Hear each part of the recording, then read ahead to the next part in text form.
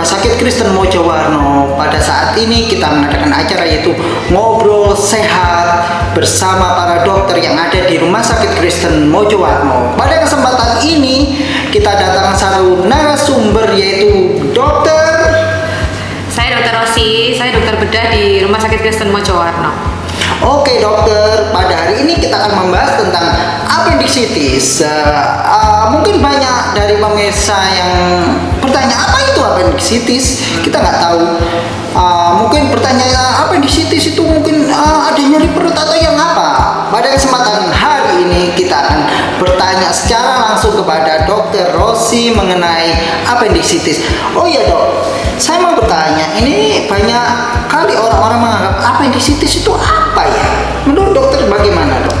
Jadi appendicitis itu sebenarnya kita ambil dari nama organnya. Oh iya. Organnya namanya appendix. Appendix itu kalau bahasa Indonesia kita sering dengar itu usus buntu. Oh. Jadi kalau namanya appendicitis, kalau ditambahin itis berarti ada radang di usus buntunya.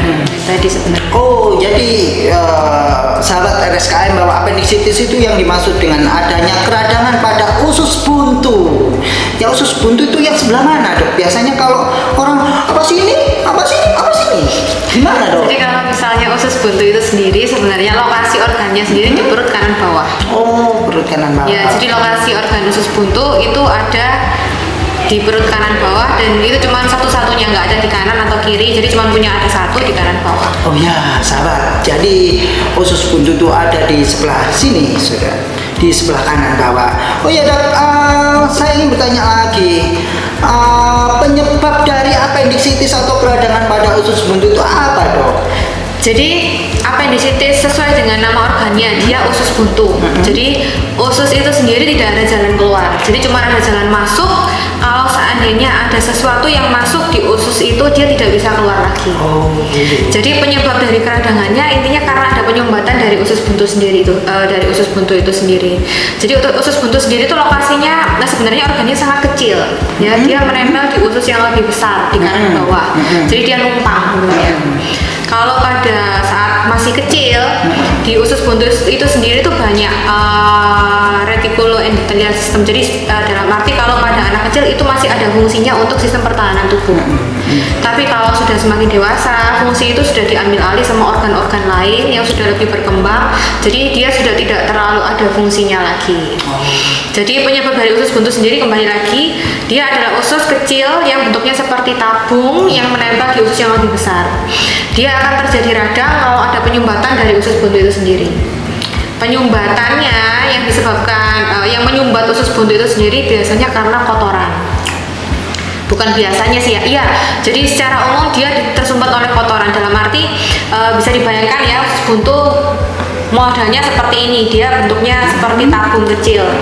Dia kalau dilewati kotoran, kalau misalnya kotoran itu lewatnya lama, istilahnya begitu, dia akan mengendap, dia masuk ke sini sedikit, terus lama-lama bertambah banyak, tersumbat, membengkak, karena dia nggak ada jalan keluar lagi, dia tersumbat.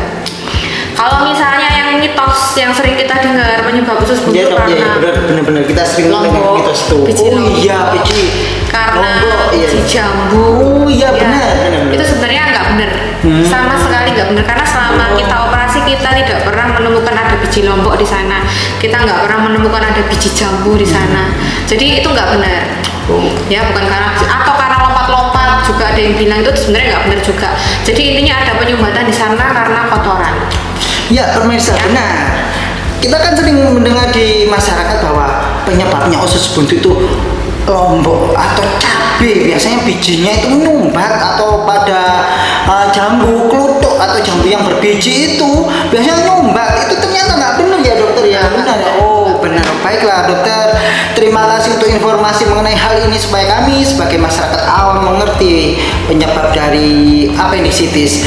Kemudian yang saya ingin tanyakan dok, tanda-tandanya, gejalanya appendicitis bagaimana dok? Nah bagus. Jadi memang yang harus orang awam tahu ya, kalau hanya nyari usus buntu itu ada yang khas dan ada yang tidak khas.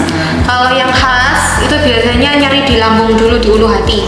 Itu yang khas, biasanya awal nyeri di ulu hati, terus pindah ke kanan bawah dalam beberapa jam, biasanya pindah ke kanan bawah. Dilanjutkan mual, muntah, sulit buang air besar atau kadang malah diare, terakhir demam. Ya, itu urut-urutannya yang khas. Jadi saya ulangi ya, nyeri di ulu hati, beberapa jam pindah ke kanan bawah, mual, muntah, lalu gangguan buang air besar, entah diare, entah susah buang air besar, lalu lanjut dengan demam. Itu yang khas. Jadi kalau ada yang khas, pasti ada yang tidak khas. Ya, gitu, ya. Tidak khas itu biasanya pada pasien yang sudah pernah usus buntu akut pertama kali, lalu radangnya mereda, sembuh istilahnya ya, tapi bukan benar-benar sembuh. Dalam arti saya sudah bilang ya, ada sumbatan di sana, dia tidak akan bisa keluar. Dalam arti seandainya pas itu memang enakan radangnya mereda, dia mereda, nyeri mereda, semua mereda.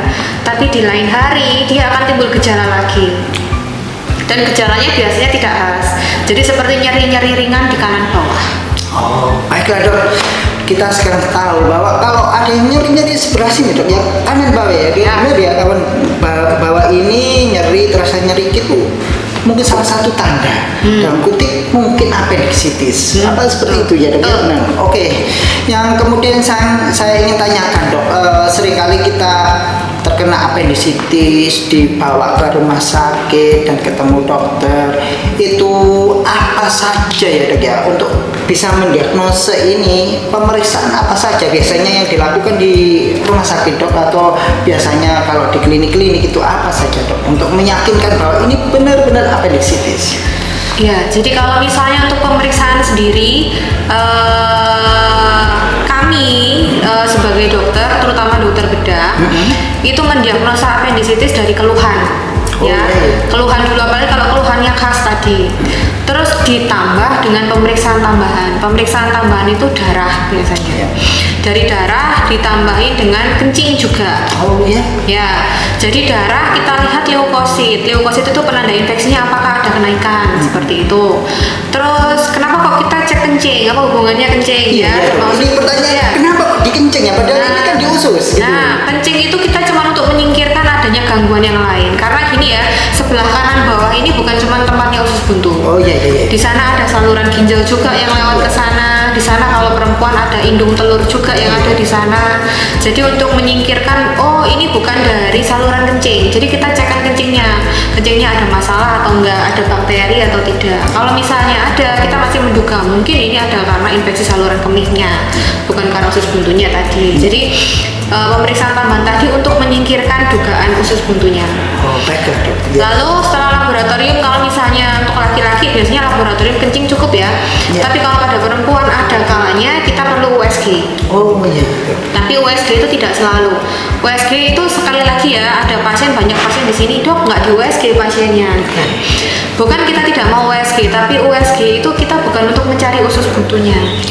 Karena saya sering edukasi ke pasien, usus buntu itu lokasinya nggak selalu bagus ya. Jadi dalam arti bisa dibayangkan ini usus buntunya dia nempel ke usus yang besar. Kalau di USG dengan posisi yang dia enak, di USG gini kelihatan, oh ini ada usus buntu, oh bengkak, oh enggak gitu ya. Tapi kalau usus buntunya posisinya sembunyi, ya sembunyi di bawah sini, USG susah mencari. Ya, jadi kalau pada perempuan biasanya kita minta USG bukan untuk mencari usus buntunya yang utama. Syukur-syukur kalau ketemu. Tapi kalau nggak ketemu, tujuan USG kita untuk melihat organ wanitanya. Apakah ada masalah? Jadi kalau organ wanitanya sehat, kencingnya bagus, berarti kemungkinan dari usus buntunya tadi. Jadi ini hanya penunjang saja, bukan untuk mutlak kita untuk mencari usus buntu ya USG. Itu tadi. Baik dok, terima kasih, ini sebuah wawasan baru bagi kita pemirsa bahwa ternyata pemeriksaan cukup panjang, mulai dari pemeriksaan darah, mungkin foto ronsen atau mungkin USG yang disampaikan oleh Dr. Rosi. Yang berikutnya dok, saya ingin tanyakan mengenai penata laksanaannya, perawatannya bagaimana bagi pasien-pasien yang mengalami appendicitis atau peradangan pada usus buntu ini, Dok? Ya, jadi kalau untuk penata laksanaan atau penanganan ya, jadi kalau pada pasien-pasien usus buntu, yang saya harapkan masyarakat lebih tahu ya, dengan adanya edukasi ini lebih tahu. Jadi kalau sekiranya ada keluhan yang seperti itu, seperti yang saya bilang ulu hati, kok pindah ke kanan bawah, sakit mual muntah, harapan saya sih segera kalau misalnya nyerinya masih ringan-ringan saja, kontrollah ke poli bedah. Oke. Ya, tapi Ketemu kalau dengan Dokter Rosi ya, ke poli saya bedah. dengan Dokter Sari juga. Oh iya, ada Dokter Sari Kita juga. ada poli juga dari Senin sampai hari Sabtu kita selalu buka. Jadi kalau memang keluhannya ringan, bisa datang ke poli bedah, datang aja ke poli bedah. Oh. Tapi kalau sekiranya keluhannya biasanya nyerinya hebat yang awal-awal itu, datanglah ke UGD. Oh iya. Ya, jadi itu untuk penata laksanaan pertama agar kita dokter-dokter umum di Rumah Sakit Kristen Mojowarno selama ini saya menilai mereka sudah cukup peka dengan keluhan-keluhan usus buntu. Jadi selama ini yang saya terima dikonsulkan ke saya 90% itu memang betul suatu usus buntu. Wow. Ya, walaupun 10%-nya mungkin ada sakit yang lain tapi nggak masalah. Paling nggak kita jaring dulu. Jadi di sini kita cukup bisa mengenali ini memang usus buntu atau bukan.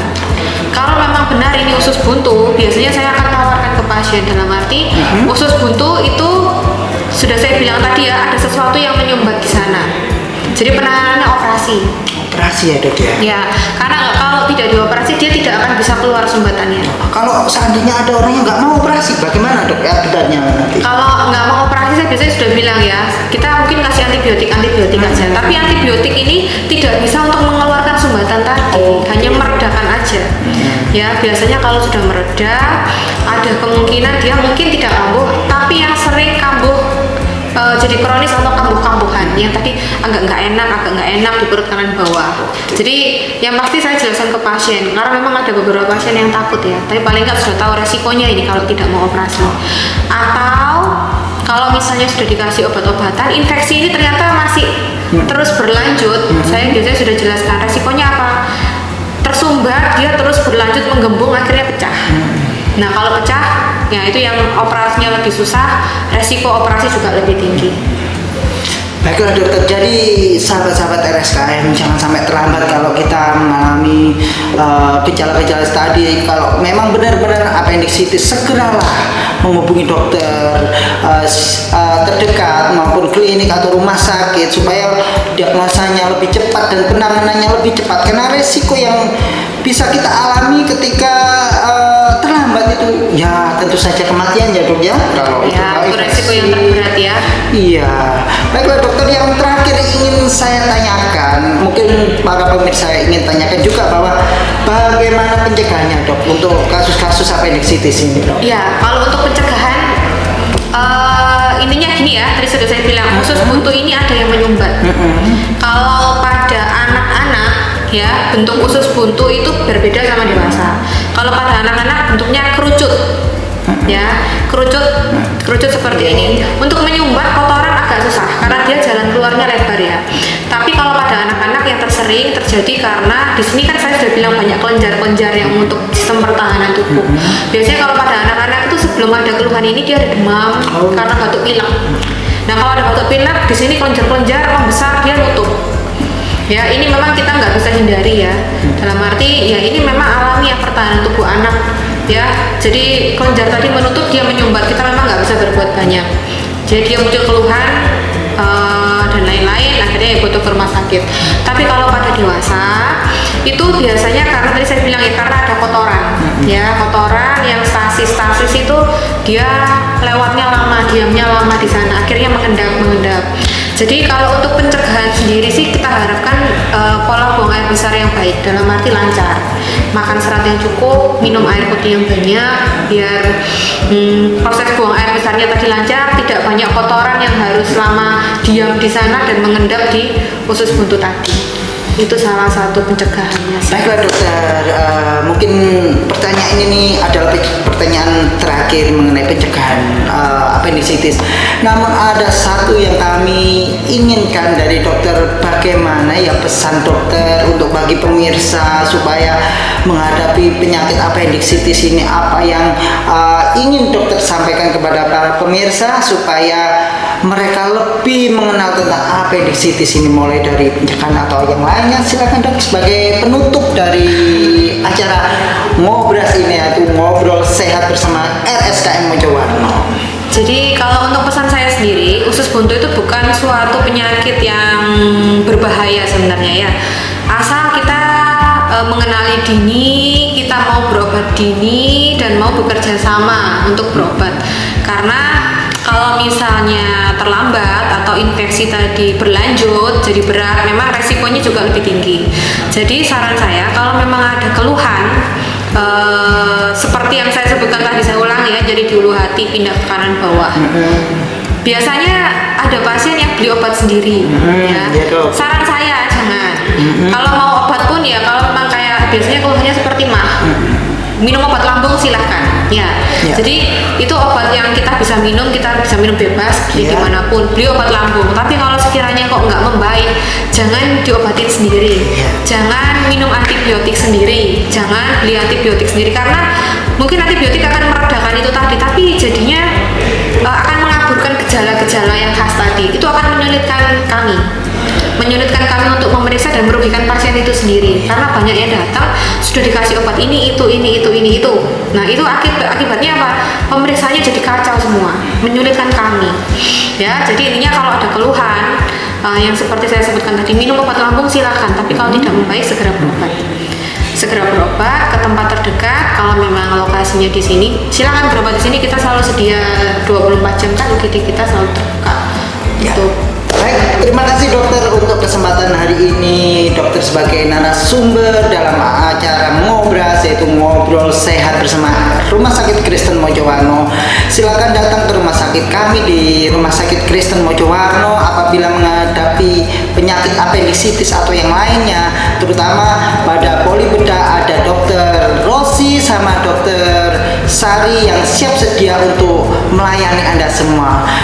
Baiklah para pemirsa, terima kasih untuk perhatiannya, dan kami harap Anda tetap mengikuti acara kami, yaitu ngobras setiap edisi yang kita tayangkan. Dan kami sangat berterima kasih kalau ada kritik saran di dalam acara ini dan sebagai masukan bagi kami sebagai tim ngobras, yaitu ngobrol sehat bersama Rumah Sakit Kristen Mojowarno. Terima kasih, sampai jumpa.